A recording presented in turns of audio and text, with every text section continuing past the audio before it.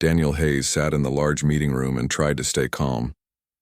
He had been coming to this place for 3 years now. 3 long years of talking, waiting, and hoping. The room was on a space station called Nexus Prime, far from Earth. It was where the Galactic Council met to discuss important matters. Daniel was an ambassador from Earth. His job was to represent all of humanity in these meetings. He wanted the Council to accept humans as members of the galactic community. But after 3 years, he was tired. Very tired. Next to Daniel sat Lisa Martinez. She was his assistant and had been with him since the beginning. On his other side was Commander Jack Morrison, a military officer from the Earth Defense Fleet. Jack wore his uniform and stood straight, even when sitting. He never showed emotion on his face, but Daniel knew Jack was as frustrated as he was. Across the table sat the members of the Galactic Council. There were 4 main alien races in the Council. The Valorians looked like tall, thin birds with smooth skin instead of feathers. They always acted like they were better than everyone else. The Quilith were short and round, with too many arms. They loved money and trade more than anything. The Kresh were the soldiers of the galaxy, with thick armor-like skin and mean eyes. The Thremen were the scientists, with large heads and curious expressions. Council Speaker Threlvan was a Valorian. He stood at the head of the table and looked down at the humans with cold eyes. He had been leading these meetings for months now, and Daniel had learned to hate that look. "Ambassador Hayes," Threlvan said in his high, musical voice, "we have discussed your request for membership many times. The Council has decided on our final terms." Daniel already knew what was coming. They had been giving humanity demands for years. Each time the demands got worse, but he stayed quiet and listened. "First," Threlvan continued, "Earth must surrender control of its military fleet to the Council. We cannot allow a new member to keep independent military forces." Jack's jaw tightened next to Daniel, but he said nothing. "Second, you must open all your borders to free trade with Council members. No restrictions, no taxes, no limits." Lisa made a small noise. Daniel knew what she was thinking. The Quilith would flood Earth with cheap goods and destroy human businesses within months. "Third, you must share all your technology with the Council, all patents, all research, all discoveries. This includes your military technology." Daniel felt his hands grip the edge of the table. They wanted everything. Every advantage humanity had worked for. "Fourth, you must accept a Council overseer. This individual will guide your government and ensure you follow Council rules." That was it. They wanted to control Earth completely. Make humanity into servants, not partners. "These terms are final," Threlvan said. "You have 1 solar cycle to accept. If you refuse, the Council will place economic sanctions on Earth. We may also need to blockade your system for your own protection." The threat was clear. Accept slavery or face punishment. Daniel looked at Threlvan for a long moment. He looked at the other Council members. Some looked smug, some looked bored. None of them looked like they cared about humanity at all. He thought about Earth, about the billions of people waiting to hear what happened here, about the colonies on Mars and Europa and Titan, about the ships and stations and dreams of a whole species. Then Daniel Hayes stood up. The room went quiet. Standing up during a Council meeting was not normal. It was considered rude. Daniel reached down and picked up his data pad. Lisa looked up at him with surprise. Jack's eyes went wide. "Ambassador Hayes," Threlvan said with irritation in his voice, "we are not finished." "Yes, we are," Daniel said. His voice was calm and clear. He looked at each Council member in turn. "Humanity thanks the Galactic Council for their time. We have listened to your terms carefully. We reject them. All of them." Now the Council members were paying attention. A few sat up straighter. Others leaned forward. "Effective immediately, Earth is withdrawing from all negotiations. We will not be sending any more ambassadors to this station. We will not be responding to any more messages from the Council." Threlvan's face showed shock. "You cannot simply walk away." "We can," Daniel said. "And we are." Humanity will pursue its own path forward. We will build our own future. Without you. Lisa was gathering her things now, understanding what was happening. Jack stood up tall and proud. "This is foolish," said a creche commander from across the table. "You need us. You are alone in the galaxy." "We would rather be alone than be slaves," Daniel replied. A Quilith merchant laughed. "You will regret this. Without council trade, your economy will collapse. You will come begging within weeks." Daniel smiled, but it was not a happy smile. "We'll see." He tucked his datapad under his arm and looked at Threlvan one last time. "Good day, gentlemen," or whatever your equivalent might be. Then he walked toward the door. Lisa followed immediately. Jack came last, walking slowly, making sure the council members saw his military uniform and the medals on his chest. Behind them, the council erupted in noise. Aliens were shouting, arguing, demanding. Threlvan was calling for order, but the humans did not look back. They walked down the long hallway of Nexus Prime. Their footsteps echoed on the metal floor. No one spoke until they reached their shuttle. Once inside, with the door sealed, Lisa let out a long breath. "We really just did that." "We did," Daniel confirmed. Jack moved to the pilot seat and began starting the engines. "What happens now?" Daniel sat down and strapped in. "Now we go home. We tell the president what happened and we start preparing." "Preparing for what?" Lisa asked. "For whatever comes next," Daniel said. "The council will not accept this easily. They will try to force us back. Sanctions, threats, maybe worse. Let them try," Jack said from the pilot seat. The shuttle began to move, pulling away from the station. Through the window, Daniel could see Nexus Prime getting smaller. The massive station had been humanity's hope for so long, a place where they could join something bigger than themselves. But now Daniel realized the truth. The council did not want partners, they wanted subjects. And humanity had never been good at being told what to do.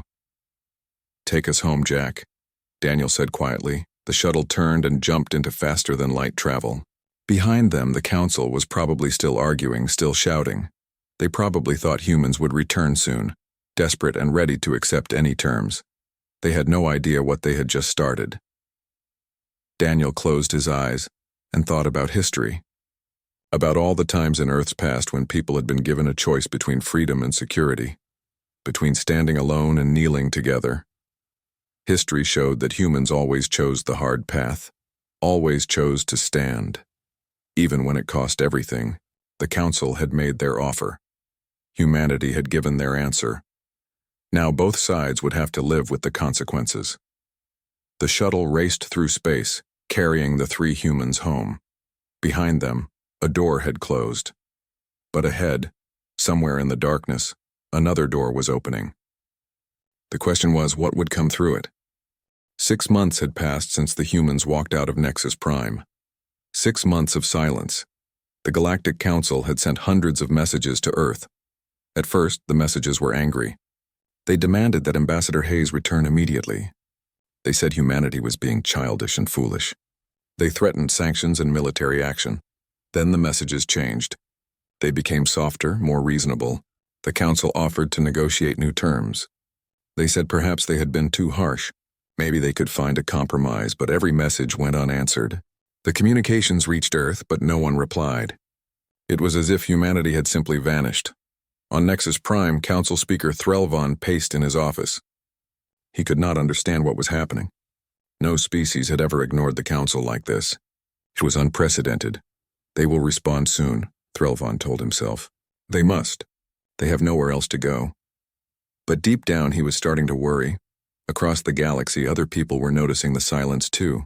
Captain Velthus was a Quilith merchant who ran cargo ships between different systems. He had started trading with humans 2 years ago and found them to be reliable partners. Human traders paid on time. Their ships were fast. Their stations offered good services at fair prices. Velthus had made a lot of money working with them. But now the humans were gone. Their ships no longer appeared at the usual trading posts. Their stations had gone dark. All of Velthus's messages bounced back undelivered. At first he was annoyed. Then he started having real problems. His trade routes depended on stopping at human stations to refuel and resupply. Without those stations, his trips took twice as long and cost 3 times as much. Other merchants were having the same problem. Trade in several sectors was slowing down. Goods that used to move quickly were now stuck in warehouses. Prices were going up. Veltas complained to the council, but they told him to be patient. The humans would return soon, they said. Everything would go back to normal. But Veltas was not sure about that. He had spent time with humans. They were stubborn. Once they made a decision, they stuck to it. While the galaxy waited and wondered, humanity was very busy. Admiral Christine Blake stood on the bridge of a new ship and smiled. The ship was fresh from the shipyard, one of 50 being built in secret locations throughout human space. It was bigger than the old Earth Defense Fleet ships. It had better weapons, better shields, better engines. "Beautiful, is she not?" said a voice behind her. Christine turned to see Paul Anderson, the chief engineer of the entire project. He was a short man with messy hair and grease stains on his shirt, but he was brilliant. "She's perfect, Paul," Christine said. "How many more can we build?" "At the current rate, we can finish another 100 ships in the next 6 months," Paul replied. "Maybe more if we push the factories harder." Christine nodded. That would give them enough ships to defend their territory properly. Maybe even enough to make the council think twice about attacking. "What about the new weapon systems?" she asked. Paul's eyes lit up. He loved talking about his work. "The railguns are working better than expected. They can hit targets from twice the distance of council weapons. And the new missiles are smart. Really smart. They can dodge defenses and think for themselves." "Perfect," Christine said. "Keep pushing. We need every advantage we can get." On another ship far from Earth, Director Linda Scott was reading reports. Linda ran human intelligence operations, and she had been very busy for the past 6 months. Her agents had spread throughout council space, quietly gathering information. They mapped fleet positions. They studied economic data. They identified weaknesses. Linda now knew more about the Galactic Council than most council members did. She knew which races were friends and which were rivals. She knew which systems were important and which were not. She knew where the council was strong and where it was weak. But the most interesting information came from the Thrimin Collective. A Thrimin scientist named Velmar had published a research paper about humanity's silence. He had studied Earth's history and found a pattern. Throughout human history, whenever humans withdrew diplomatically, they were preparing for something big. Sometimes it was war. Sometimes it was a major change in strategy. But silence always meant something was coming. Velmar's paper warned the council to be careful. He said humanity's silence was not weakness. It was preparation. Most council members ignored the paper. They called it alarmist nonsense. But Linda Scott read it carefully and smiled. The Thremin scientist understood. That made him dangerous. She made a note to watch Velmar closely. On the frontier of human space, life was changing. The colonies that used to ask the council for help were now standing on their own. Greg Turner was the administrator of New Dakota, a mining colony on a small planet. The colony had 3,000 people and produced valuable metals. It was remote and poorly defended. That made it a target. When the Kresh raiding party appeared in the system, Greg expected it to be like before. The raiders would demand tribute. The colony would pay. Everyone would survive. But this time was different. Greg stood in the colony's small command center and watched the Kresh ships approach on sensors. There were 3 ships, not a large force but more than enough to threaten the colony. "What do we do?" asked his assistant, a young woman named Kelly. Greg thought about the message that had come from Earth 2 months ago. It was simple and clear. No more tribute. No more surrender. Stand and fight. We will support you. "We fight," Greg said. Kelly's eyes went wide. "Fight with what?" "With these," Greg said and pulled up a new screen. The defense grid that Earth had secretly installed around New Dakota came online. Missile platforms hidden in asteroids, automated gun turrets on the surface, shield generators protecting the main settlement. The colony also had something else, 20 trained soldiers with real weapons. They had arrived from Earth 3 months ago, along with the defense systems. They were here to help the colony defend itself. When the Kresh ships moved closer, expecting easy prey, they got a surprise. Missiles launched from hidden positions, energy weapons fired from the surface. The colony's small defense ships moved to intercept. The battle did not last long. One Kresh ship exploded. Another lost its engines and drifted away, leaking air. The third turned and ran. On the colony, people cheered. They had won. They had actually won. Greg Turner watched the Kresh ships retreat and felt something he had not felt in years. Pride, strength, hope. The message from Earth had been right. Humanity did not need the Council's protection. They could protect themselves. Back on Earth, President Nathan Cross read the report about New Dakota and nodded with satisfaction. The colony had passed its test. He looked at the star chart on his wall. It showed human territory, Council territory, and the empty space between. For 3 years, humans had tried to enter that galaxy as guests. As junior partners, that had been a mistake. Now humanity would enter on their own terms, as equals. And if the Council did not like it, that was their problem. Nathan pressed a button on his desk. "Get me Admiral Blake, tell her it is time for Phase 2. Across human space, ships began to move. Soldiers prepared. Engineers checked their weapons. Intelligence agents sent their final reports. The galaxy had been quiet for 6 months. That was about to change. 1 year after walking away from the Council, humanity returned to galactic attention. But they did not come back as beggars. They came back as conquerors. Captain Ryan Mitchell stood on the bridge of the EDS Defiance and watched 50 human warships drop out of faster-than-light travel. They had arrived at the border of Council space, and he was in command of the fleet. "All ships report ready, Captain," said his communications officer. Ryan nodded. He was a young captain, only 35 years old, but he had trained his whole life for this moment. "Open a broadcast on all frequencies. Make sure every Council ship and station can hear it. Channel open, sir." Ryan took a breath and spoke clearly. "Attention, Galactic Council. This is Captain Ryan Mitchell of the Earth Defense Fleet. Humanity claims the following 17 star systems as sovereign territory. We have marked them on the attached star charts. These systems now belong to Earth and will be defended by any means necessary. This is not a request. This is a statement of fact. Any attempt to enter these systems without permission will be considered an act of war. That is all." He nodded to his communications officer. "End transmission." The message went out across space at light speed. Within hours, every Council member would hear it. And they would be very angry. The 17 systems that humanity claimed were rich in resources. They had valuable metals, rare gases, and good planets for colonies. The Council races had been eyeing these systems for years but had not claimed them yet. They were too far from Council territory and too expensive to develop. But now humans wanted them. And humans were already there, with ships and guns and determination. On Nexus Prime, Council Speaker Threlvon received the message and nearly broke his datapad in rage. How dare they? How dare the humans make demands? They were supposed to be crawling back, begging for mercy. "Assemble the Council immediately," he ordered. "We must respond to this insult." The Council met within hours.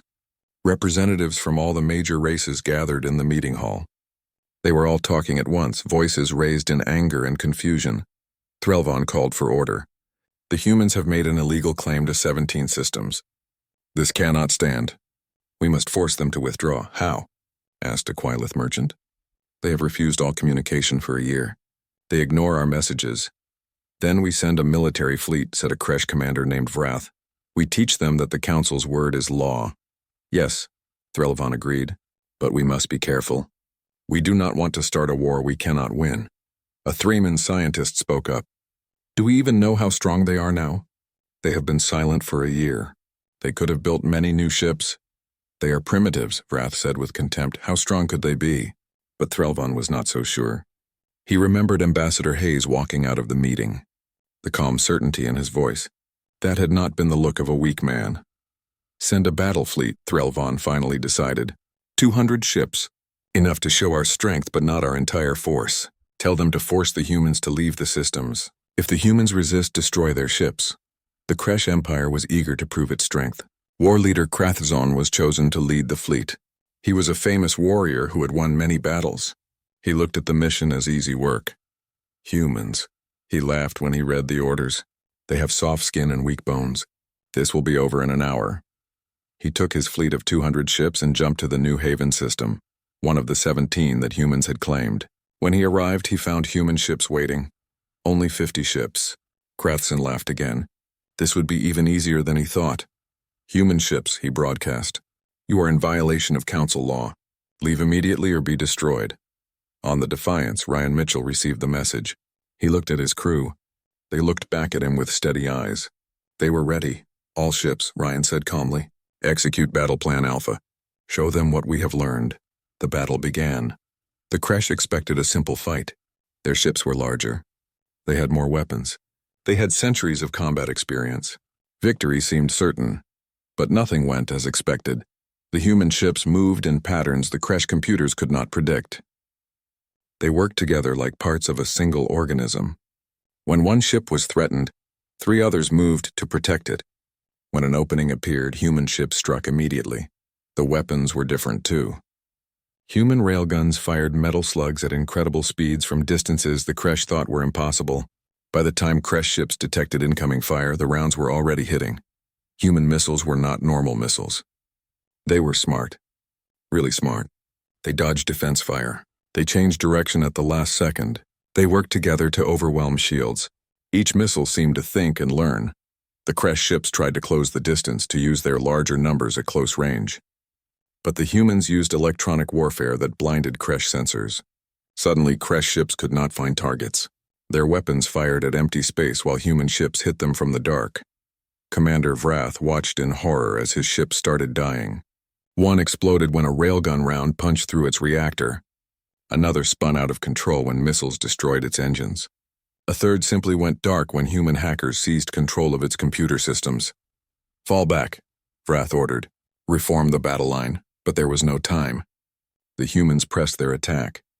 They moved like hunters, isolating Kresh ships and destroying them one by one. Krathson, the great war leader, died when 3 railgun rounds hit his flagship in sequence. The first collapsed the shields. The second breached the hull. The third cut the ship in half. He did not even have time to send a final message. The battle lasted 4 hours. When it ended, 137 Kresh ships were destroyed or disabled. The remaining 63 retreated in chaos. The humans lost 6 ships. Ryan Mitchell watched the Kresh fleet jump away and felt no joy. Only relief. They had won, but the cost was still 6 crews, 6 ships full of people who would not go home. Send rescue teams for any survivors, he ordered. Theirs and ours. Sir, should we pursue the enemy? Asked his tactical officer. No, Ryan said. We have made our point. Let them run. Let them tell the council what happened here. And tell them they did. Within days, the footage of the battle spread across the entire galaxy. News networks showed it again and again. Everyone watched in shock as the primitive humans destroyed a Kresh fleet. Director Linda Scott made sure the footage was everywhere. She had agents leak it to every major news source. She wanted the whole galaxy to see. The message was simple and clear. Humanity was not weak. Humanity was not afraid, and humanity would fight for what was theirs. On Nexus Prime, Threlvan watched the battle footage and felt ice in his veins. This changed everything. The humans were not primitives. They were warriors. Dangerous warriors, what do we do now? Asked a Quillith representative. Threlvan did not have an answer. For the first time in his life, he did not know what to do. The humans had drawn a line in space. They had defended it with blood and metal, and they had won. The galaxy would never look at humanity the same way again. The defeat of the Kresh fleet sent shockwaves through the entire galaxy. The Galactic Council had always seemed invincible. They had the largest military, the strongest economy, and the most advanced technology. Or so everyone believed. Now people were not so sure. Captain Velthas, the Quillith merchant, watched the news reports and rubbed his many arms together nervously. The trade disruptions from humanity's absence had gotten worse. Much worse. Goods that used to flow smoothly now piled up in warehouses. Shipping costs had tripled. Many smaller merchants were going bankrupt. The Quillith Consortium was losing billions of credits every month. But the real problem was not just the humans being gone. It was what they were doing instead. Velthas had heard rumors. Stories of human traders appearing in neutral zones far from council space. They were offering services at prices the council merchants could not match. Better ships, faster routes, lower costs, and people were taking those deals. Why pay council prices when humans did it better and cheaper? Velthas wondered if he should try to contact these human traders. But he was afraid. The council had forbidden all trade with humans. Anyone caught dealing with them would lose their license. Still, if things kept getting worse, he might not have a choice. On the edge of known space, a species called the Draxi were watching everything with great interest. The Draxi had asked to join the Galactic Council 15 years ago. The council said no. They said the Draxi were too primitive, too aggressive, too different. The truth was simpler. The council did not want competition. High Chief Dax of the Draxi called a meeting of his war leaders. "You have seen what the humans did," he said. "They claimed territory. They defended it. The council could not stop them." "What are you suggesting, High Chief?" asked one of the leaders. "I am suggesting we do the same," Dax replied. "We claim the systems near our homeworld. We tell the council those systems are ours now. If they send ships, we fight. But we are not as strong as the humans," another leader protested. Dax smiled. "That is where you are wrong. I have been in contact with human traders. They are willing to sell us weapons. Good weapons. The same weapons they used to defeat the Kresh. The council will be furious," someone said. "Let them be furious," Dax said. "The humans showed us something important. The council is not invincible. They can be resisted. And if we stand together with the humans, the council cannot fight us both." 3 weeks later, the Draxi made their announcement. They claimed 12 star systems as their own territory. When the council sent the Valorian fleet to force compliance, the Draxi were ready. They had human weapons, human shields, human training. The battle was short but brutal. The Valorians lost 30 ships before they retreated. The Draxi lost only 8. Across the galaxy, other species watched and learned. If the Draxi could do it, maybe they could too. On Earth, President Nathan Cross read the reports about the Draxi with satisfaction. Things were going exactly as planned. "The council is cracking," he said to Admiral Christine Blake, who sat across from him in the Oval Office. "Yes, sir," Christine agreed, "but they have not given up yet. Intelligence suggests they are planning something big." "How big?" "Very big. Director Scott believes they are assembling the largest fleet in council history. Over 1,000 ships." Nathan was quiet for a moment. "Are we ready for that?" "We have 800 ships now," Christine said, "and the home system defenses are complete. If they come to Earth, we can hurt them badly. Maybe badly enough that they will think twice about future attacks." "Good," Nathan said. "Make sure every captain knows the plan. We only get one chance to do this, right?" Meanwhile, Colony Administrator Karen White was busy establishing human trading posts throughout neutral space. These were not military bases. They were simple stations where ships could refuel, repair, and trade. But they served another purpose. They created an alternative to the Council's trade network. Ships that used to stop at Council stations now stopped at human stations instead. It was faster, cheaper, easier. The Council tried to compete, but they could not match human efficiency. Human stations were automated. They did not need huge crews. They did not have layers of corrupt officials demanding bribes. They just worked. More and more independent traders started using human routes. The Council's monopoly on galactic trade was breaking down. The Thremin Collective watched all of this with concern. Unlike the other Council races, the Thremin were scientists and scholars first. They valued knowledge over power. The Thremin Prime Speaker, a wise old being named Kelvar, called a private meeting with her advisors. "The Council is failing," she said bluntly. "We have lost control of the humans. We are losing control of trade. Other species are rebelling. If we continue on this path, the Council will collapse." "What do you suggest?"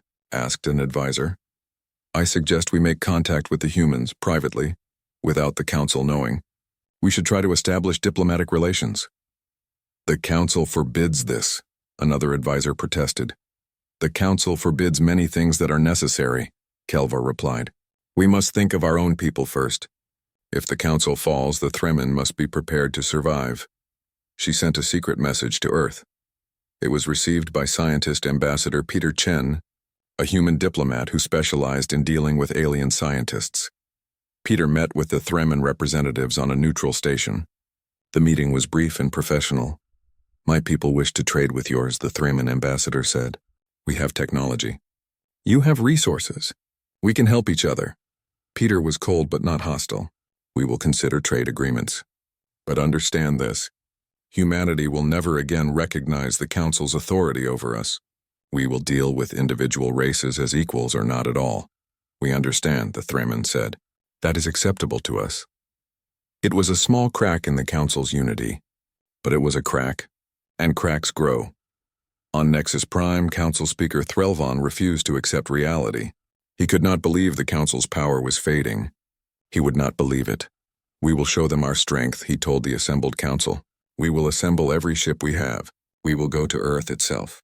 We will force them to surrender. A Valorian High Commander named Ralseth was given command of the operation. He was a proud warrior who believed absolutely in Valorian superiority. I will need total command, Ralseth said. Ships from every Council race under my orders. You will have it, Threlvon promised. Over the next 3 months, ships gathered. Valorian cruisers, Kresh battleships, Quelith support vessels, Thremin science ships. Every race contributed. The fleet that assembled was massive. Over 1,000 ships, the most powerful armada in galactic history. Surely, Threlvon thought, surely this would be enough. The humans would see this fleet and surrender. They would have to, but Director Linda Scott's intelligence network had been watching. She knew about the fleet before it even finished assembling. She knew its size, its composition, its planned route. She sent all the information to Admiral Blake.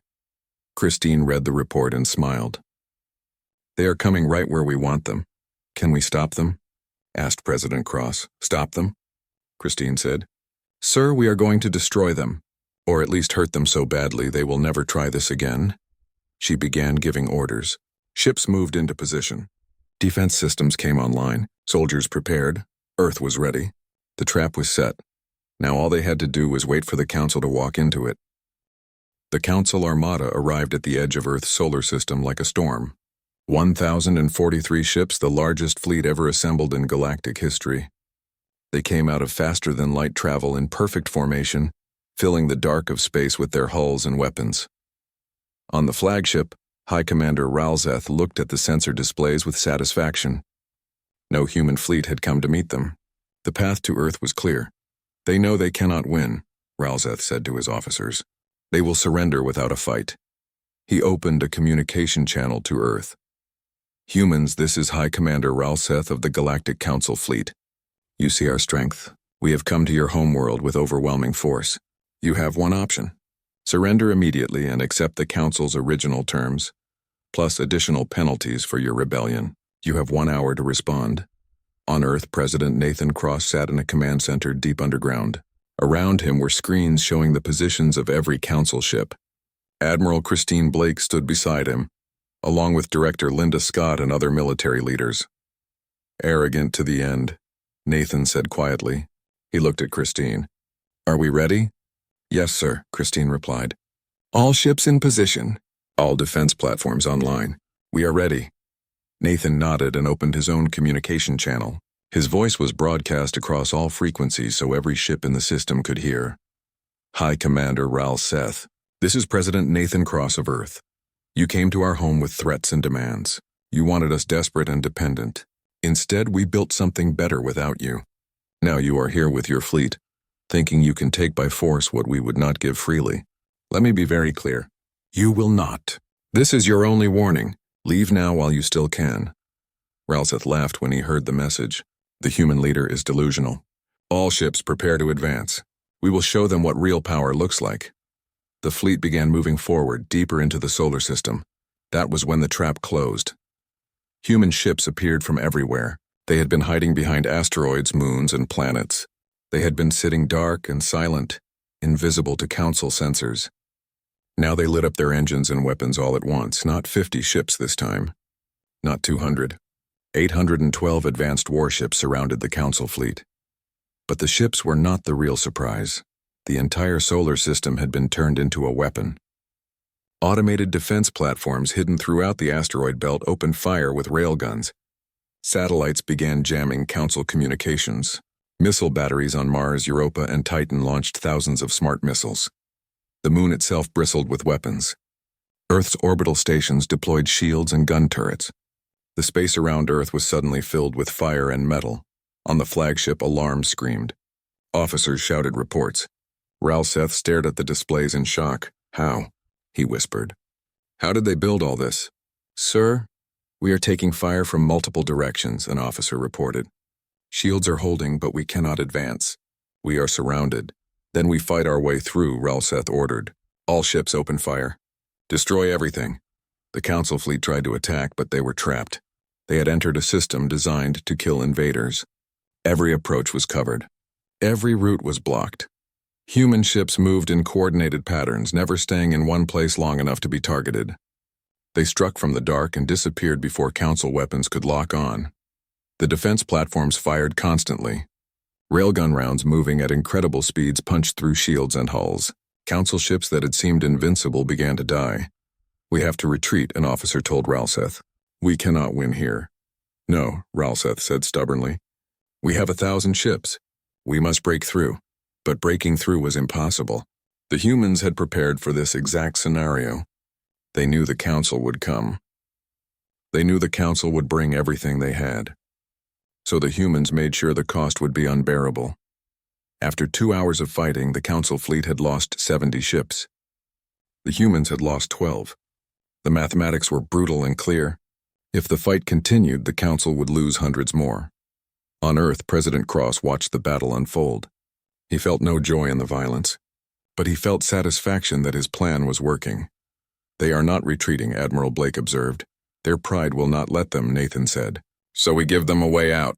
He opened the communication channel again. High Commander Ralseth, you have fought well, but you cannot win here. This is your last chance. Leave now and we will call this a misunderstanding. We will not pursue you. We will not broadcast footage of this battle. You can tell your council whatever story you want. But if you force us to continue, we will destroy your entire fleet, and then we will make sure every species in the galaxy knows that the Galactic Council is weak. Your choice. You have 10 minutes. On the flagship, Ralseth's officers were pleading with him. Sir, we must retreat. We have already lost too many ships, Ralseth wanted to refuse. His pride demanded he continue, but even he could see the truth. The humans were winning. If he stayed, he would lose everything. Hold position, he ordered. Do not fire unless fired upon. The 10 minutes passed in tense silence. Ships on both sides waited. Then the Thremin ships broke formation. Their commanders had no interest in dying for Valorian pride. They turned and jumped to faster-than-light travel, leaving the battle. The Quilith followed. Then some of the smaller races. Suddenly, Ralseth's fleet was not 1,000 ships anymore. It was 600. Then 500, sir, an officer said quietly. If we stay, we die. Ralseth closed his eyes. He had failed. The humans had beaten him. All remaining ships, he said, his voice heavy with defeat. Retreat. The Council fleet jumped away. They left behind 70 destroyed ships and thousands of dead. But they left alive. On Earth, cheers erupted in the command center. They had won. They had actually won, but Nathan Cross did not cheer. He just nodded. Good work, everyone. Now we prepare for what comes next. 3 months later, the galaxy had changed completely. The Galactic Council was in chaos. 5 more species had declared independence following the example of humanity and the Draxi. The Council's authority was collapsing. Trade no longer flowed through Council-controlled routes. Military protection came from local defense packs, not Council fleets. Some Council races tried to hold on to the old ways, but most realized the truth. The age of the Council's dominance was over. A new age had begun. Ambassador Daniel Hayes sat in his office on Earth, the same man who had walked out of negotiations 2 years ago. A message appeared on his screen. It was from the Galactic Council. They wanted to establish formal diplomatic relations with humanity, as equals with no preconditions. The talks would happen on Earth, not Nexus Prime. Daniel smiled and began writing a response. He would accept their request. Humanity would engage with the Council, but this time it would be as partners, not as servants. He thought about the journey that led to this moment. The insults, the impossible demands, the long silence, the battles, the fear and hope and determination. It had been hard, so hard, but it had been worth it. Sometimes the greatest victories come not from winning battles, but from refusing to fight on someone else's terms. Humanity could have accepted the Council's demands. They could have bent the knee. Life would have been easier, but easier is not always better. Captain Ryan Mitchell flew patrol along the borders of human space in the Defiance. An ensign asked him a question. Sir, do you think there will be another war? Ryan thought about it. No, he finally said. They know now what it costs to fight us. They know what they lost when they pushed us away. We gave them a chance to do this the easy way. They chose the hard way. That is on them. The Defiance jumped to the next system. Behind it, Earth continued building, trading, and growing. Not as part of the Council's system, but as the architects of their own future. Humanity had not conquered the galaxy. They had simply refused to be conquered by it, and that made all the difference.